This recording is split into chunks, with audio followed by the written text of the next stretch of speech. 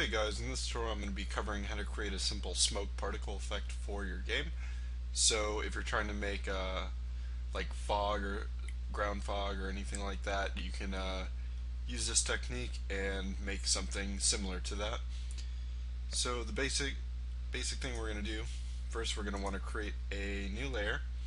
We're going to want to click that so it's white and black, and then we will go. First, probably what we're going to do is we can use this lasso tool, just left click, hold down, and select it.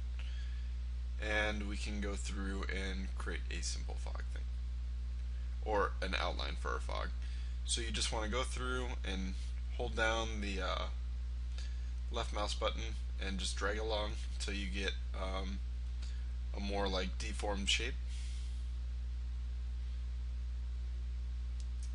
We're going to be altering this as well. So now that it looks like Ditto, we're going to go filter, render clouds. And here you just want to click M and click off of it. And now there's a couple different things we can do. We could blur this. That might soften up the edges a little bit. Filter, blur, and we probably want a Gaussian blur that blurs everything like outwards.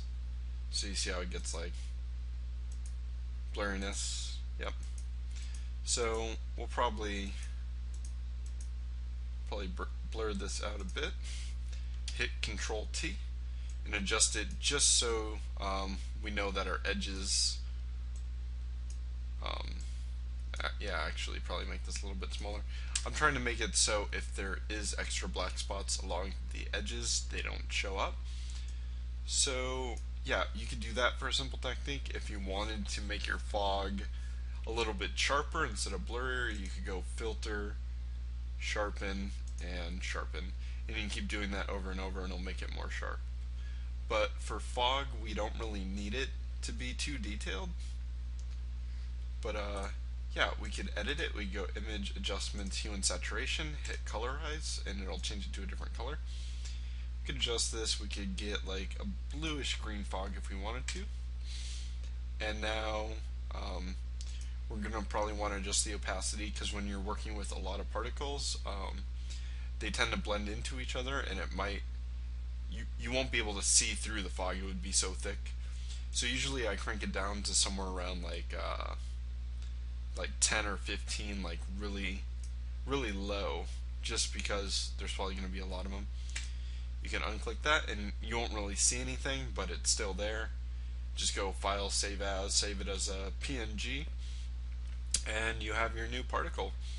So there's plenty of other things you could do with this. You could add filter effects, whatever you want really, to try making your fog cloud look a lot better than mine.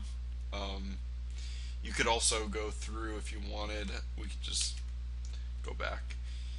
If you didn't want it that blurry, you could do the shape, filter, render clouds, and you could go hit E for eraser, and this will bring up your eraser tool. And you want to click on a blurry brush and probably turn the opacity down like halfway, and you just want to click along the edges and it'll blur out the edges like how we did after the blur, but it'll keep the center sharper how it was before.